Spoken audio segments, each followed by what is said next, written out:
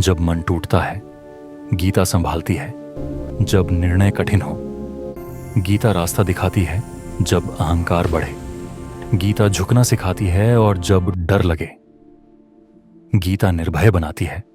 गीता कोई ग्रंथ नहीं, जीने की कला है। अब आइए एक कहानी के माध्यम से पूरी गीता को समझते हैं। जय श्री कृष्ण। नैमिषारण्य का वन शांत था। वटवृक्षों के नीचे साधु, ऋषि और मुनि एकत्र थे। उनके बीच प्रश्न गूंज रहा था। हे सूत जी, कलयुग में मनुष्य का मार्ग क्या है?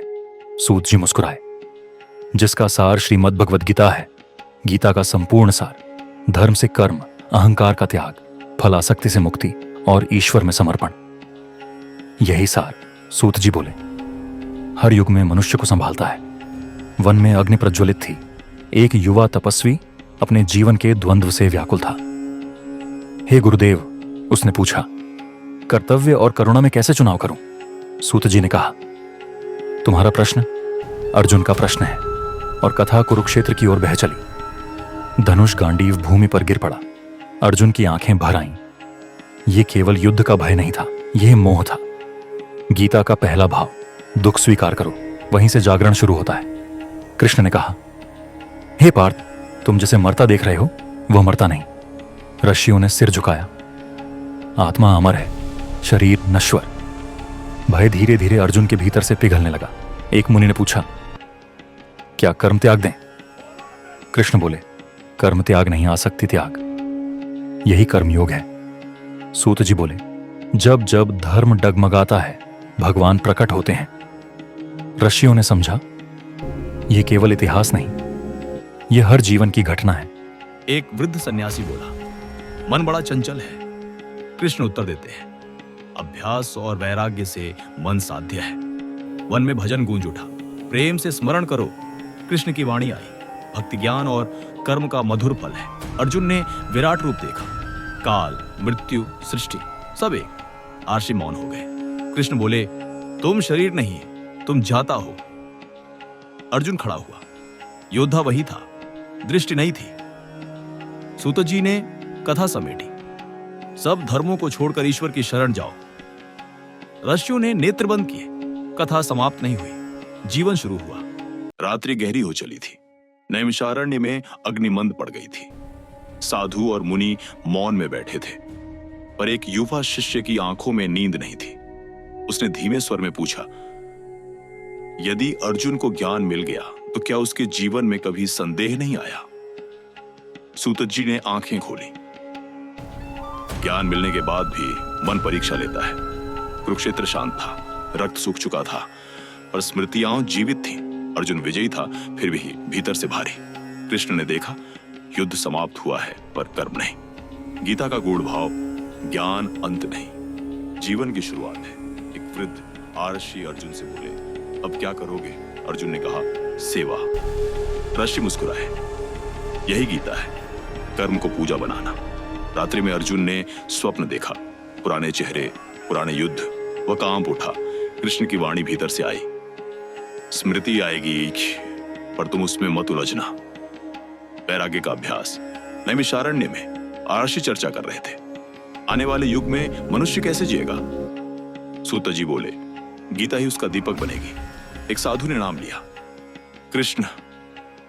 वन में शांति फैल गई। नाम स्मरण सबसे सरल साधना है। कृष्ण अर्जुन से बोले, बन जाना आवश्यक नहीं, मन शुद्ध होना चाहिए। अर्जुन झुक गया। हर स्थान आश्रम बन सकता है। नैमिष जब समय को गिनने के लिए घड़ियां नहीं थी, जब मनुष्य सूर्य से जागता और चंद्रमा के साथ सोता था, भारत की भूमि पर एक तपोवन था। वन इतना गहरा कि हवा भी भीतर आते हुए अपनी गति धीमी कर लेती थी। वहीं सालों से एक आर्षि तप में लीन थे। उनका नाम कोई नहीं जानता था। शिष्य उन्हें बस गुरुदेव कहते थे, क्योंकि नाम देह का होता है, ज्ञान आत्मा का। तपोवन का जीवन प्रातःकाल, जब धुंध अभी पत्तों पर ठहरी होती, आर्षि ध्यान से उठते। न कोई शंख, न कोई घोषणा, केवल उनकी आंखों की शांति पूरे आश्रम को जगा देती। शिष्य पास बैठते, लेकिन प्रश्न नहीं करते, क्योंकि वहां मौन भी शिक्षा थी। एक दिन आश्रम की शांति टूटी। वनपथ से एक थका हुआ पुरुष आया। वस्त्र राजसी थे पर आंखें हार से भरी। वह भूमि पर गिर पड़ा। मैं सब कुछ हार गया हूं। उसकी आवाज कांप रही थी। राज्य, सम्मान, अपने लोग और अब अपने कर्मों से भी डर लगता है। ऋषि ने आंखें खोली। देखा, एक नहीं पूरा मानव समाज उस पुरुष की आंखों से झांक रहा। प्रश्न जो युगों से पूछे जाते हैं। पुरुष बोला, यदि सब कुछ भाग्य है तो मैं क्यों दोषी हूं? यदि कर्म करना ही है तो फल क्यों छिन जाता है? और यदि आत्मा अमर है तो यह पीड़ा क्यों होती है? वह रो पड़ा। शिष्य असहज हो उठे। वे चाहते थे आर्षि तुरंत उत्तर दे, लेकिन ऋषि मौन रहे। मौन का उत्तर काफी देर बाद आर्षि ने बस इतना कहा, जो उत्तर तू खोज रहा है वो शब्दों में नहीं, तैयारी में मिलता है। कल सूर्य उगेगा तो यहीं रहेगा। बस आत्मा का पहला संकेत अगले दिन। ऋषि बोले, देह थकती है, आत्मा नहीं। जो मरता दिखता है वह तू नहीं। पुरुष ने पूछा, तो मैं कौन हूं? ऋषि मुस्कुराए। यही प्रश्न गीता की शुरुआत है। भीतर का युद्ध तू युद्ध से भागना चाहता है। ऋषि बोले, लेकिन युद्ध बाहर नहीं है, तेरे भीतर है।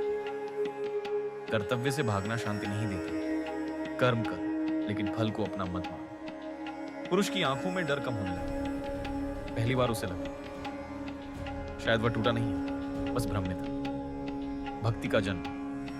जब तू सब करके भी खुद को कर्ता मानता है, ऋषि बोले, तब बंधन बनता है। और जब समर्पण करता है तब मुक्ति। पुरुष ने सिर झुका दिया। उस दिन वह राजपुत्र नहीं, वह शिष्य बन गया। वनवास, जहाँ मनुष्य भीतर से टूटता है। हस्तिनापुर की अंतिम दीवार पीछे छूट चुकी थी। राजपट समाप्त हो गया था। आगे केवल जंगल था, अनजान, निष्ठुर, मौन। वन में प्रवेश करते समय किसी ने पीछे मुड़कर नहीं देखा, क्योंकि कुछ शहर पीठ में नहीं, हृदय में छूटते हैं। द्रौपदी सबसे पीछे चल रही थी। उसके वस्त्र अब साधारण थे, पर उसकी आंखों में राजमहल से अधिक आग थी। पहली रात सबसे कठिन होती है। राजमहल में जहाँ मौन भी सेवक के साथ आता था, यहाँ मौन खुद चलकर आया था। अग्नि जली, लकड़ियां चटकने लगी, पर किसी ने भोजन की बात नहीं की। भीम बैठा था, घुटनों में चेहरा छिपाए। वह रो नहीं रहा था, पर उसका शरीर कांप रहा था। युधिष्ठिर चुप थे। चुप इसलिए नहीं कि कहने को कुछ नहीं था, बल्कि इसलिए कि हर शब्द अपराध लगता था। द्रौपदी ने आकाश की ओर देखा। तारे बहुत थे, पर एक भी अपना नहीं लग रहा था। क्या यही न्याय है? उसने धीरे से पूछा। कोई उत्तर नहीं आया। जंगल भी उस रात कृष्ण से पहले मौन था। अगले दिन भूख ने दस्तक दी। राजकुमारों ने कभी भूख से पहले धैर्य नहीं सीखा था। नकुल और सहदेव लकड़ियां लाने गए। भीम ने शिकार किया, पर हर तीर के साथ क्रोध बढ़ता गया। मुझे आज भी उस सभा की गंध आती है, भीम बुदबुदाया। रक्त की गंध। द्रौपदी ने कहा, उसे मत भूलना, क्योंकि जो भूल जाता है वही फिर सहता है। एक रात अर्जुन टूट गया। चंद्रमा आधा था, अंधेरा पूरा। अर्जुन धनुष लिए बैठा था। उसे देख रहा था जैसे वह कोई अपराधी हो। यह धनुष किस काम का? उसने कहा, जब सबसे जरूरी समय मैंने इसे उठाया ही नहीं। उसकी आवाज भारी थी, शब्दों से ज्यादा स्वयं से घृणा भरी थी। युधिष्ठिर ने कुछ कहना चाहा, पर द्रौपदी आगे बढ़ी। उस दिन सभा में उसने कहा, मैंने किसी वीर को नहीं देखा। अर्जुन ने सिर झुका लिया। पर मैंने एक मनुष्य देखा, द्रौपदी ने कहा, जो डर गया था। वह रुकी। डर पाप नहीं है अर्जुन, पर डर को ओढ़ लेना वही पतन है। उसी रात कृष्ण आए, बिना शंख, बिना रथ, केवल मित्र की तरह। उन्होंने आग के पास बैठते हुए कहा, तुम सोचते हो कि वनवास दंड है? नहीं। कृष्ण मुस्कुराए, यह विराम है। युद्ध से पहले शस्त्र को नहीं, आत्मा को तेज करना पड़ता है। अर्जुन की आंखें भर आईं। माधव, वह बोला, मैं फिर कभी नहीं हिचकूंगा। कृष्ण ने उसकी ओर देखा लंबे समय तक। हिचकिचाना स्वभाव है, उन्होंने कहा, पर निर्णय से भागना वह पाप है। दिन बीतते गए। जंगल सिखाने लगा। भीम ने सीखा क्रोध को साधना। युधिष्ठिर ने सीखा पश्चाताप को ज्ञान बनाना। नकुल सहदेव ने सीखा नम्रता। और द्रौपदी ने सीखा प्रतीक्षा। पर यह साधारण प्रतीक्षा नहीं थी, ये आंधी से पहले की शांत सांस थी। एक दिन उसने कहा, यह वन हमें तोड़ने नहीं, गढ़ने आया है। उसकी आंखों में अब आंसू नहीं थे, केवल संकल्प। जहां भय ने प्रश्न किया और उत्तर गीता बन गया। वनवास का 13वां वर्ष लगभग पूर्ण होने को था। पांडव अब जंगल के निवासी नहीं थे, जंगल उन्हें पहचानने लगा था। पेड़ उनके मौन के अभ्यस्त हो चुके थे, नदियां उनके दुख सुन चुकी थीं और रातें उनके संकल्प की साक्षी थीं। पर भीतर अर्जुन अब भी अधूरा था। वह सब कर सकता था, लड़ सकता था, जीत सकता था, पर निर्णय, वह अब भी उससे भागता था। एक संध्या वह अकेला निकला, धनुष कंधे पर था, पर मन बोझिल। उसे कुरुक्षेत्र दिख रहा था, अभी नहीं पर कल्पना में। अपने ही लोग सामने खड़े थे, गुरु, पितामह, मित्र। उसके हाथ कांप गए। क्या धर्म यही है, उसने स्वयं से पूछा, कि अपने ही रक्त को बहाया जाए? उस रात कृष्ण ने उसे देखा और समझ गए। अगली सुबह कृष्ण ने अर्जुन को रथ पर बैठाया। आज युद्ध नहीं है, उन्होंने कहा, आज संवाद है। रथ आगे बढ़ा, पर किसी युद्ध भूमि की ओर नहीं, अर्जुन के भीतर। कह, कृष्ण बोले, तुझे क्या भय है? अर्जुन की आंखें भर आईं। माधव, उसने कहा, मैं जानता हूं अन्याय हुआ है, पर मैं जिनसे लड़ूंगा वे मेरे अपने हैं। यदि मैं जीत भी गया तो यह जीत किस काम की? कृष्ण चुप रहे, क्योंकि हर प्रश्न का उत्तर तुरंत नहीं दिया जाता। अर्जुन, उन्होंने धीरे से कहा, तू शत्रु को नहीं, कर्म को देख। यह शरीर नश्वर है, जो जन्मा है उसे जाना ही है। पर यदि तू अपने कर्तव्य से भागा तो तू जीवित रहते ही मर जाएगा। अर्जुन कांप उठा। तो क्या मुझे निर्दयी बन जाना चाहिए? उसने पूछा। कृष्ण मुस्कुराए, पर वह मुस्कान हल्की नहीं थी। नहीं, उन्होंने कहा, तुझे निर्लिप्त बनना है। फल की चिंता छोड़, कर्म कर। युद्ध तेरा धर्म नहीं है, कृष्ण ने कहा। अन्याय के सामने खड़ा होना तेरा धर्म है। रथ रुक गया। सामने शून्य था, कोई सेना नहीं, कोई शंख नहीं, फिर भी युद्ध वहीं हो रहा था। कृष्ण बोले, जो भय तुझे रोक रहा है वही तुझे छोटा कर रहा है, और जो कर्तव्य तुझे पुकार रहा है वही तुझे महान बना सकता है। अर्जुन की सांसें गहरी हो गईं। पहली बार उसने अपने भय को भागते हुए नहीं, देखते हुए स्वीकार किया। यदि मैं गिर गया? उसने पूछा। कृष्ण ने उत्तर दिया, तो गिरकर उठना भी कर्म है। दूर कुरुक्षेत्र की भूमि तैयार हो रही थी। धरती को पता था रक्त बहेगा, पर उससे पहले ज्ञान बहेगा। अर्जुन ने धनुष उठाया। इस बार हाथ नहीं कांप रहे थे। माधव, उसने कहा, अब मैं भागूंगा नहीं। कृष्ण ने रथ हाँका और उसी क्षण गीता पूरी हो चुकी थी। क्योंकि गीता किताब नहीं, निर्णय। गीता निर्भय बनाती है। गीता कोई ग्रंथ नहीं, जीने की कला है। अब आइए, जय श्री कृष्ण। कुरुक्षेत्र का विशाल मैदान, शंखों की गूंज हवा में तैर रही है। एक तरफ अधर्म का साथ देने वाली कौरव सेना है और दूसरी तरफ धर्म की रक्षा के लिए खड़ी दीदी पांडव। अर्जुन, जो पांडवों के सर्वश्रेष्ठ धनुर्धारी हैं, अपने रथ पर सवार हैं। उनके सारथी स्वयं भगवान श्री कृष्ण हैं। जैसे ही रथ दोनों सेनाओं के बीच पहुंचता है, अर्जुन अपनी दृष्टि सामने की ओर घुमाते हैं।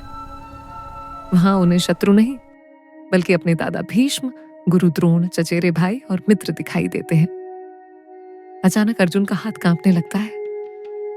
उनका प्रसिद्ध धनुष गांडीव उनके हाथ से छूटकर गिर जाता है।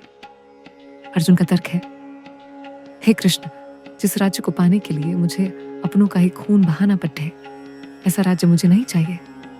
युद्ध में जीत हो या हार, विनाश तो अपनों का ही होगा। अर्जुन यहां मोह और अज्ञान के घेरे में है। वे अपने कर्तव्य धर्म से पीछे हटकर संन्यास लेने की बात करते हैं। ये विषाद हर उस मनुष्य की स्थिति है जो कठिन निर्णय लेने के समय भावुक होकर कमजोर पड़ जाता है। अर्जुन रथ के पिछले हिस्से में बैठ जाते हैं और कृष्ण से शिष्य के रूप में मार्गदर्शन मांगते हैं। यहाँ से कृष्ण का मुस्कुराता हुआ स्वरूप गंभीर और अलौकिक हो जाता है। कृष्ण अर्जुन को पहला पाठ पढ़ाते हैं, आत्मा की अमृता। वे कहते हैं, अर्जुन, तुम उनके लिए शोक कर रहे हो जो कभी मरते ही नहीं। जैसे मनुष्य पुराने कपड़े उतार कर नए पहनता है, वैसे ही आत्मा पुराना शरीर छोड़ कर नया धारण करती है। इसके बाद कृष्ण निष्काम कर्म का सिद्धांत देते हैं। वे समझाते हैं कि जीवन में हम परिणामों के वश में होकर काम करते हैं, इसीलिए दुखी होते हैं। कृष्ण कहते हैं, कर्मण्येवाधिकारस्ते मा फलेषु कदाचन। अर्थात तुम्हारा अधिकार केवल कर्म करने पर है, उसके फल पर नहीं। यदि तुम फल की चिंता छोड़ ढाकर केवल अपने कर्तव्य पर ध्यान दोगे तो तुम बंधन से मुक्त हो जाओगे। कृष्ण अर्जुन को यह भी समझाते हैं कि युद्ध केवल बाहर नहीं है, बल्कि व्यक्ति के भीतर के विकारों, काम, क्रोध, लोभ के खिलाफ भी है। वे उसे स्थित प्रज्ञा बनने की प्रेरणा देते हैं। एक ऐसा व्यक्ति जो सफलता और असफलता में एक समान रहे। वे अपना विश्व रूप प्रकट करते हैं, जिसमें अर्जुन देखते हैं कि पूरा ब्रह्मांड, समय, काल और मृत्यु सब कृष्ण के भीतर समाहित है। अर्जुन को बोध होता है कि वे केवल एक माध्यम, निमित्त है। ज्ञान की अग्नि अर्जुन के भीतर के सारे संशयों को जला देती है। कृष्ण अंतिम उपदेश में कहते हैं कि सब धर्मों को छोड़कर, अर्थात सारी मानसिक उलझनों को त्याग कर, केवल मेरी शरण में आओ, मैं तुम्हें सब पापों से मुक्त कर दूंगा। यहां मेरी शरण का अर्थ है सत्य और परमात्मा के मार्ग पर चलना। अर्जुन अब पूरी तरह बदल चुके हैं, उनका मोह भंग हो चुका है। वे हाथ जोड़कर कहते हैं, करिष्ये वचनम तव, मैं आपकी आज्ञा का पालन करूंगा। अर्जुन अपना धनुष उठाते हैं और युद्ध के लिए तैयार हो जाते हैं। कहानी का सार, गीता की यह कहानी हमें सिखाती है कि जीवन की कठिन परिस्थितियों से भागना समाधान नहीं है। अर्जुन का युद्ध लड़ना हिंसा का समर्थन नहीं, बल्कि बुराई के खिलाफ खड़े होने का प्रतीक है। गीता का संदेश है कि जब तक हमारे पास कृष्ण जैसा विवेक और अर्जुन जैसा पुरुषार्थ, मेहनत है, तब तक दुनिया की कोई भी ताकत हमें हरा नहीं सकती। अंतिम श्लोक कहता है कि जहां ज्ञान, कृष्ण और कर्म, अर्जुन एक साथ होते हैं, वहीं श्री विजय विभूति और अचल नीति निवास करती है। जब मन टूटता है, गीता संभालती है। जब निर्णय कठिन हो, गीता रास्ता दिखाती है। जब अहंकार बढ़े, गीता झुकना सिखाती है। और जब डर लगे, गीता निर्भय बनाती है। गीता कोई ग्रंथ नहीं, जीने की कला है। अब आइए एक कहानी के माध्यम से पूरी गीता को समझते हैं। गीता निर्भय बनाती है। गीता कोई ग्रंथ नहीं, जीने की कला है। अब आइए